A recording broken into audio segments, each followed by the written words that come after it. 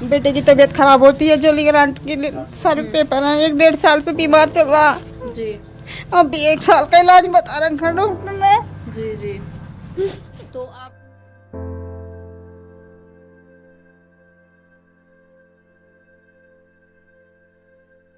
चलिए, आंगनवाड़ी जो अपने एरिया में हर तरीके से सारी सुख सुविधा देती है, जितने भी उसको ऑर्डर मिलते हैं या जो भी चीज़ें होती है वो अपने सारे काम छोड़ के एरिया की सेवा और एरिया को फैसिलिटी देने में लगी रहती है। लेकिन आज आंगनवाड़ी का एक मामला सामने आया जिसमें से ज़रा हटेंगे, जिसमें से एक बार दिखाइए कि ऊपर से छत गिर चुकी है, एक हादसा होने से बचा है। अगर यहाँ कोई होता तो बड़ा हादसा हो सकता था। जिसके घर में छत गिरी है, जी बेटी बच गई, उनका कहना ये है कि हम अब उनसे बात करेंगे। जी आप ही का घर है ये? हाँ जी। जी तो कब हुआ ये हादसा, किस टाइम छत गिरी यहाँ पे? अभी 1-1.5 घंटा हुआ। अच्छा 1-1.5 घंटा, कोई नहीं था यहाँ पे? नहीं, बच्चे थे। जी तो मरम्मत नहीं कराई गई है, इतनी लापरवाही से यहाँ पर कार्य किया गया। विधायक के पास चले गए, गौरव गोयल के पास चले गए, कुछ भी नहीं हुआ। क्या बोलते हैं वो लोग?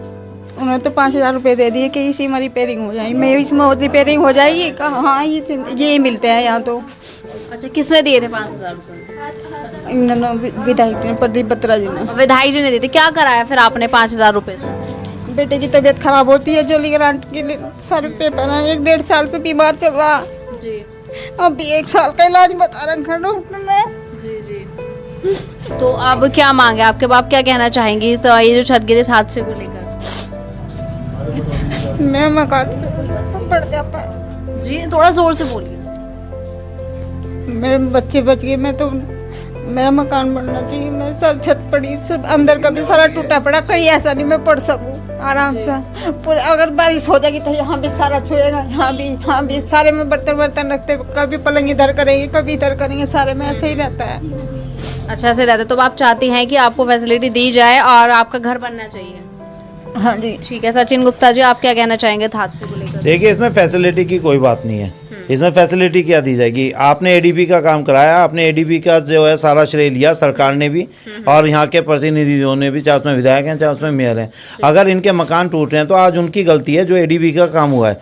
एडीबी की जिम्मेदारी बनती है, यहाँ के जनप्रतिनिधियों की जिम्मेदारी बनती है कि वो इस मकान की मरम्मत तुरंत कराएं या इस मकान को नया बना के दें। आप केवल ये देख रहे हैं कि केवल ये गिरा। आप इनके कमरे देखिए, कमरों की छतें भी गिरने के लिए तैयार पड़ी हैं। बाहर जो छत है वो आधे से ज़्यादा गिर चुका है। और ये क्योंकि कुलदीप तोमर जी का जो है पार्षद, जो यहाँ के उनकी वाइफ पार्षद है, उनका एरिया, और यहाँ पे 28 मकान ऐसे हैं जो इस जर्जर हालत से गुजर रहे हैं। एक आंगनवाड़ी कार्यकर्ता है ये, और आंगनवाड़ी कार्यकर्ता से आप काम तो ले रहे हैं 24 घंटे का, और उसके सुख सुविधा में ना तो अधिकारी और ना जनप्रतिनिधि आके आगे ये कह रहे हैं, कहने लगे कि जी इनका काम कैसे होगा कैसे नहीं। अगर आप मूल सुविधाएं अब भी नहीं दे पा रहे हैं और इनकी समस्याओं का निस्तारण आप अब भी नहीं कर पा रहे हैं तो फिर यहाँ के जनप्रतिनिधि बनने का कोई तो औचित्य नहीं है, ना वो बनने लायक हैं। मेरा कहना सिर्फ इतना है कि यहाँ के अधिकारियों को भी, चाहे वो यहाँ के नगर निगम है, चाहे वो यहाँ की तहसील है, चाहे एसडीएम साहब है, कि तुरंत इस पर कार्रवाई हो और तुरंत इनके मकान को खाली कराकर इन्हें सुरक्षित जगह पहुँचाया जाए और इनके मकान को पुनः निर्माण करके इनके मकान इन्हें बना के दिया जाए। तो इतनी लापरवाही बढ़ती जा रही है, लापरवाही बिल्कुल ना बढ़ती जाए, बिल्कुल ना बढ़ती जाए। अदरवाइज ये होगा कि ये कोर्ट की शरण में जाएंगे और अधिकारियों से लेके और जितने जनप्रतिनिधि हैं उनके खिलाफ ये कोर्ट में मुकदमा दायर करेंगी। उसके बाद फिर ये ना कहें कि इनके खिलाफ मुकदमे क्यों दायर हुए। एडीबी को इन्होंने शय दे रखी है, इसी वजह से एडीबी ने अपना काम नहीं करा है। एडीबी ने यहाँ से पैसे कमाए और पैसे कमा के यहाँ से गोल चक्कर हो चुकी है। ना एडीबी एक दफ़े आके यहाँ देखती कि किसका मकान चूरा है या किसके मकान में दरारें आ गई, या इनकी ज़मीन आप अंदर से देख सकते हैं, इनकी जो ज़मीन है नीचे की वो पूरी धस चुकी है और उसमें से पानी ऊपर की तरफ आ रहा है, और उसके बावजूद लापरवाही करी जा रही है। तो इससे बड़ी लापरवाही और क्या होगी।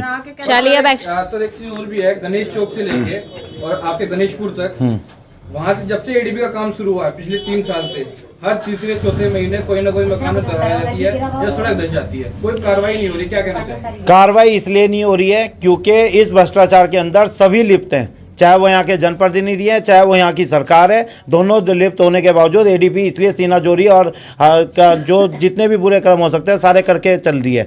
मैं ये कहना चाहूँगा कि जिनके मकानों में दरारें आई हैं या जो लोग उनकी वजह से चोटिल हो रहे हैं या क्षतिग्रस्त हो रहे हैं, उन्हें उनके खिलाफ मुकदमे करने चाहिए, कोर्ट की शरण लेनी चाहिए।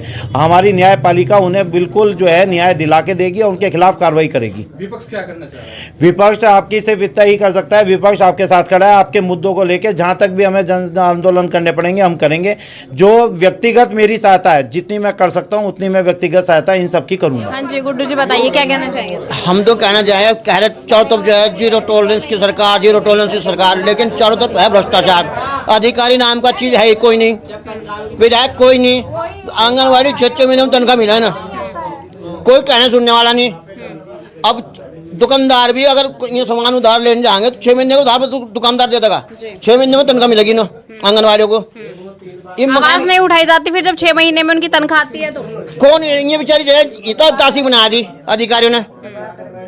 इलेक्शन का काम करवाओ इन पर, क्षेत्र का सारा टोटल काम करवाओ इन पर, छोटे मोटे काम करवाओ इन पर, और जब तनख्वाह का नंबर आवे तो ये देखो जाएंगे अधिकारी की तरफ, अपने सुपरवाइजर की तरफ, सुपरवाइजर रिपोर्ट बनाओगी, 6 महीने में जब बजट होगा, शासन तो बजट पास होगा जब इन्हें तनख्वाह मिलेगी।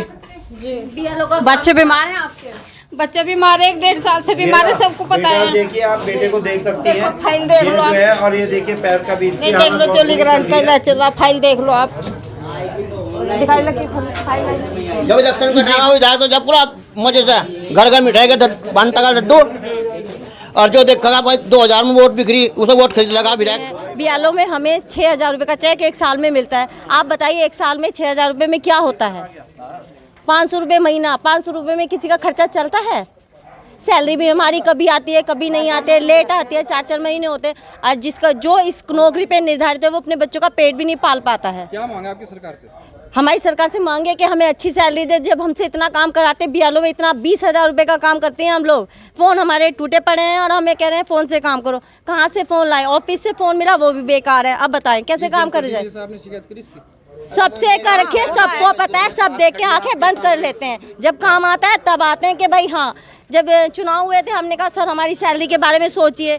हाँ सोचेंगे, चुनाव हो जाने दीजिए। चुनाव हुए उसके बाद पूछते भी नहीं है, जाओ तो मिलते भी नहीं है, इग्नोर कर देते हैं। अब आप बताइए कि 1 साल में कब से आपकी सैलरी नहीं मिली? सैलरी तो हमारे अब आ रही है धीरे धीरे, लेकिन 5 महीने की सैलरी टूटवा आ रही है, उसमें हमें क्या पता चलता है? जिसका चूल्हा इसी से जलता है वो तो बहुत परेशान होगा खाना खाने से। अब चुनाव आ रहे हैं, साल पे हम स्वतंत्रता दिवस मनाने जा रहे हैं। ये 75वां साल है जिसके लिए हमारे प्रधानमंत्री भी और हमारे जो मुख्यमंत्री हैं प्रदेश के, उन्होंने बढ़ चढ़ के हिस्सा लेने के लिए लोगों को बताया है। तुम यहाँ पे स्थिति देख सकते हो, ये हमारी बीएलओ हैं जो दिन रात काम करती हैं, और जिन्होंने जो है 2 साल जब कोरोना का टाइम था तो सबसे ज़्यादा काम करा, और लोगों के घर जाके दवाइयाँ और उनकी स्वास्थ्य का ध्यान रखा। और उसके बावजूद अगर इनकी 5-5, 6-6 महीने की तनख्वाहें नहीं मिल रही हैं और एक बार में इन्हें एक मुश्त होकर इन्हें पैसा नहीं दिया जा रहा है, तो ऐसी सरकार का कोई फ़ायदा नहीं है, ना ऐसी सरकार को रहना चाहिए। इससे अच्छा है कि वे अपना त्यागपत्र दें और त्यागपत्र दे के अपने घर बैठें। नहीं आए हैं। पहले आ जाते थे, हाथ मिलते थे पहले पोलियो के पैसे, अब कहीं कहीं महीने मिलते हैं, क्या फायदा? पैसा देते, 1 दिन के 100 रुपए हैं, घर घर जाती हैं, क्या होता है उसमें? हमें अब एक भी पैसा नहीं दिया गया है। क्या मामला था? आप यहाँ पे गणेशपुर में आए? सूचना मिली थी और सर एसडीएम साहब ने फ़ोन किया था कि आप जो है मौके पर उपस्थित होकर जांच कर लें, और ये मौका देख लिया आपका। यहाँ पर छत गिर गई इनकी, और अब इनकी जो भी है कार्रवाई अगली रिपोर्ट भेज दी जाएगी, और जो भी इनको लगभग कितना नुकसान हुआ होगा? नुकसान तो ये वैसे इनका मकान जो है काफ़ी पुराना है, और इनकी रसोई की और बरामदे की एक पूरी ऊपर की छत आधी टूटकर गिर गई है। लगभग पुराना मकान होने के कारण जो है लगभग पूरा मकान ही ध्वस्त हो सकता है कभी भी। तो इनको जो है क्या सहायता दी जाएगी सर इनको? सहायता तो जो रिपोर्ट जाएगी उसके आधार पे ही जो भी प्राविधान है आपदा के अनुसार। जैसे आपदा का तो ये केस अभी है नहीं है, क्योंकि वर्षा तो हो नहीं रही है, काफ़ी 2-3 दिन पहले वर्षा हुई थी, बरसात का मौसम है, तो भी रिपोर्ट जाने में भी समय लगेगा। और नहीं, आज ही इनकी सहायता होने में भी समय लग सकता है। अभी पूरा नहीं, मकान गिरने का आज ही इंतजार रहेगा। अभी जाकर हम लोग जो है रिपोर्ट प्रस्तुत कर देंगे। अभी पीछे 2 दुकानों में भी दरार आई है, तीसरी बार वो दरार आई है, तो उसके भी मुआयना करेंगे ना? उसकी जानकारी नहीं अभी प्राप्त हुई है। आपकी जानकारी? जी। स्वाति चौधरी जी अब मेरे साथ मौके पर मौजूद हैं, क्या कहना चाहेंगे? नहीं, हमने बोर्ड में ये प्रस्ताव दिया था कि हमारे वार्ड नंबर 18 में 27 मकान ऐसे हैं जो बहुत जर्जर अवस्था में हैं, जिनमें से बहन जी के भी मकान मतलब इनका भी नाम दिया गया था, लेकिन वो बजट में प्रस्ताव पास नहीं हो पाया था। लेकिन अब 3-4 दिन पहले जो बैठक हुई है उसमें बोर्ड में प्रस्ताव पास हो गया। लेकिन हर चीज़ के लिए समय लगता है। देखो अभी काम स्टार्ट होने में समय है। मैं तो इन बहन जी से यही कहूँगी, अगर यहाँ नहीं रह सकते तो मेरा फ्लैट है, आप उसमें रह लीजिए। आप उसमें रहने के लिए इन्हें बोल रही हैं, सुख सुविधा देने को तैयार है। बिल्कुल बिल्कुल, आप उसमें रहिए, आराम से रहिए, कोई प्रॉब्लम नहीं है। आप उसमें जाके रह सकती हैं क्योंकि मकान की स्थिति ऐसी नहीं है कि कभी भी गिर के हादसा हो सकता है। इसमें रहा जाए, इसकी स्थिति ऐसी नहीं है। जर्जर अवस्था में ये मकान है। तो आप तैयार हैं? ये बोल रही हैं आपको कि आप उनके फ्लैट में रहे, तैयार हैं आप? हाँ जी, रह लेंगे जितना हमारा मकान बनेगा।